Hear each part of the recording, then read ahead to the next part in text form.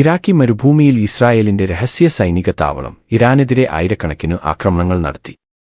ഇറാഖിന്റെ പടിഞ്ഞാറൻ മരുഭൂമിയിലെ ഒരു രഹസ്യ ഇസ്രായേലി സൈനിക ഔട്ട്പോസ്റ്റ് ഇറാനെതിരെ 5 ആഴ്ചക്കാലം ആയിരക്കണക്കിന് ആക്രമണങ്ങൾ നടത്താനുള്ള വേദിയായത് ഇസ്രായേലിന്റെ യുദ്ധതന്ത്രത്തിന്റെ മികവ് ഒരിക്കൽ കൂടി തെളിയിക്കപ്പെട്ടു.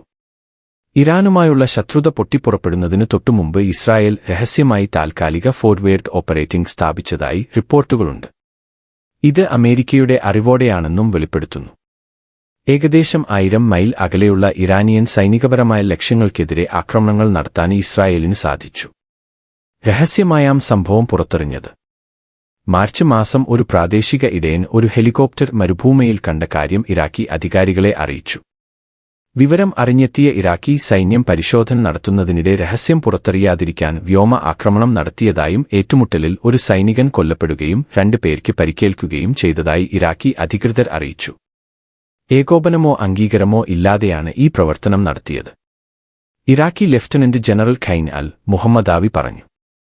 ഇറാഖ് ഇതേ തുടർന്ന് ഐക്യരാഷ്ട്രസഭയിൽ പരാതി നൽകുകയായിരുന്നു.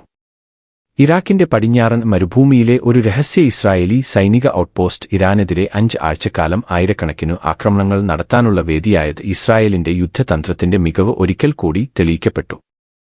ഇറാനുമായുള്ള ശത്രുത പൊട്ടിപ്പുറപ്പെടുന്നതിനു തൊട്ടുമുമ്പ് ഇസ്രായേൽ രഹസ്യമായി താൽക്കാലിക ഫോർവേഡ് ഓപ്പറേറ്റിംഗ് സ്ഥാപിച്ചതായി റിപ്പോർട്ടുകളുണ്ട്. ഇത് അമേരിക്കയുടെ അറിവോടെയാണെന്നും വെളിപ്പെടുത്തുന്നു. ഏകദേശം 1000 മൈൽ അകലെയുള്ള ഇറാനിയൻ സൈനികപരമായ ലക്ഷ്യങ്ങൾക്കെതിരെ ആക്രമണങ്ങൾ നടത്താൻ ഇസ്രായേലിന് സാധിച്ചു. രഹസ്യമായാം സംഭവം പുറത്തെറിഞ്ഞത്. മാർച്ച് മാസം ഒരു പ്രാദേശിക ഇടയൻ ഒരു ഹെലികോപ്റ്റർ മരുഭൂമിയിൽ കണ്ട കാര്യം ഇറാഖി അധികാരികളെ അറിയിച്ചു. വിവരം അറിഞ്ഞെത്തിയ ഇറാഖി സൈന്യം പരിശോധന നടത്തുന്നതിനിടെ രഹസ്യം പുറത്തറിയാതിരിക്കാൻ വ്യോമ ആക്രമണം നടത്തിയതായും ഏറ്റുമുട്ടലിൽ ഒരു സൈനികൻ കൊല്ലപ്പെടുകയും 2 പേർക്ക് പരിക്കേൽക്കുകയും ചെയ്തതായി ഇറാഖി അധികൃതർ അറിയിച്ചു.